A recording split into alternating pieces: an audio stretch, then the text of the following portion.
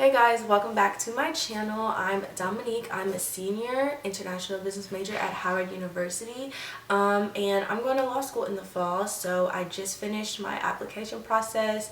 I've gotten full scholarships to some of the schools I applied to, and I wanted to share the steps I took to study for my LSAT and going through each component of the application process.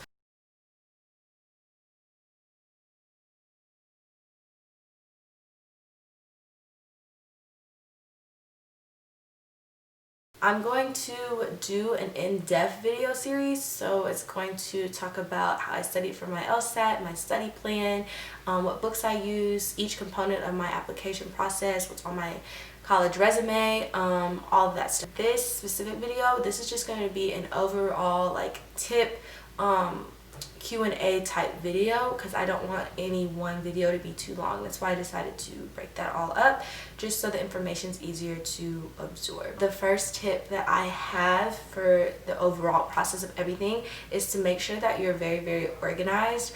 I had everything broken up into sections in terms of LSAT studying. I had a folder on my iPad and it was all broken up into sections like reading comprehension, logic games, logical reasoning. I had a separate notebook for each section.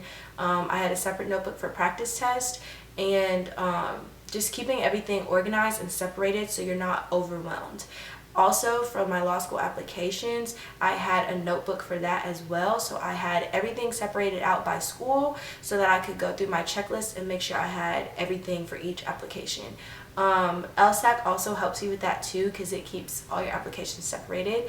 But I had my own checklist to make sure I was really doing everything I needed to do. Really top tip I have is to do everything early. So a lot of law school applications might stay open until March, April, or even August of the fall you're applying for, but I really do not recommend waiting to the end of the application period to apply. I knew I wanted to be done with my LSAT the summer before my senior year of college, and I knew I wanted all my applications turned in before Thanksgiving. And also, if you're going to apply late, you are missing out on a lot of opportunities for money. So if you want the best chance of getting the most money, you want to apply early, because later on in the application pool, they've probably already given away not only their scholarships, but a lot of times their spots as well. So that's why you want to do everything early. Then you also just want to be on a strict schedule. So if you know you want to meet a certain deadline, I literally had everything mapped out in terms of what I was going to do each day so that I could make sure I finished it. On that note as well, I would say you need to make sure that you're very disciplined. When I studied for my LSAT over the summer, that's the only thing that I did the entire summer. Some days from the time I woke up to the time I went to sleep, I studied every single day with maybe one day off per week. Time management, discipline, and organization, those are my three biggest tips as you're going into your law school journey. You want to make sure that you have everything planned out. Now I'm going to answer some of the questions I got. So one question that I got was, how did I determine where I wanted to apply to law school? And essentially I determined that by looking at where I was okay with living for the next 3 years, and or if you're going to go to law school someplace, you could have an opportunity to stay and live at the place that you're going to law school at. It's pretty much based on what you're specifically looking for, interested in. That's the best way I would say to narrow it down. I applied to 9 law schools, but I never really had a top choice. So I always was going into my application process with the fact that I was going to decide what law school I was going to based off of who gave me the most money and the best scholarship offer. Next question that I had was, what was your study routine like? Again, that's going to be a whole separate video, so I'm not going to really address it in this video in detail, but my study schedule was very intense. As I mentioned before, I was studying every single day from the end of April until I took my July LSAT. So it was roughly about 2 full months that I just studied nonstop, and then I ended up taking the August LSAT as well. So you just want to make sure that you're setting enough time that you are living, breathing, eating, sleeping the LSAT. So that's literally all you can do. Another question I got is, where do you start in terms of studying for the LSAT? what order should you go over material? So there's no order that you should study the material. The LSAT is like, each section is kind of different, so there's no specific order that you can study it.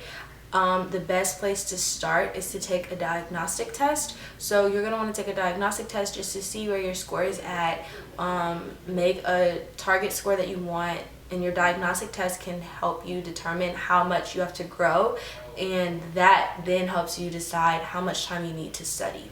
So if you want a 170 but you're scoring, like your first score is a 145, you're gonna want a longer time period to study so that you can have the better chance of increasing your score as much as you can. So that is where I would say you should start, and then the diagnostic test will also show you like what areas you're good at and what areas like are kind of your weaker areas. So the way I did it based off my diagnostic test, I did the weaker areas first. So I strengthened, I don't even remember what area that was off the top of my head right now, but I worked on that area first and then went from there. It is possible to increase your score, but you shouldn't think that it's going to be a dramatic increase in a small amount of time. So it varies by person. So when I took my first diagnostic test, I think I scored a 154, and then by the end of that month that I was studying, I was then scoring a 159. So my score had increased by 5 points, but after I hit 159, I kind of hit a wall, and I was stuck there for like a really long time. I ended up getting a 158 on my first LSAT, and I really just wanted to break 160, so that's why I decided to take it again. And then while studying for my second LSAT is when I finally broke the 160 mark. So that, I would say that took me about 2 or 3 months to get from a 154 to a 160. So you just want to be realistic in the time it's going to take for you to study, understand the material, and raise your score, because there's no loophole to studying the LSAT or getting the score that you want. Like, you have to sacrifice and give up your time and spend the time studying the material. There's no study guide or like anything that you can read off of and like have a cheat sheet, if you will, into learning the information faster. It's just going to take time. I'm going to go into more detail in the next video. So if you have any further questions, most of the questions were about my study routine, so I didn't want to go into that in this video. But if you have any other questions, you can leave them in the comments down below, and I will reply and answer them the best that I can. And yeah, I hope that these tips shed a little bit more insight into like your headspace, I guess. These are the top 3 tips that helped me. And yeah, I'll see you guys in my next video. Bye.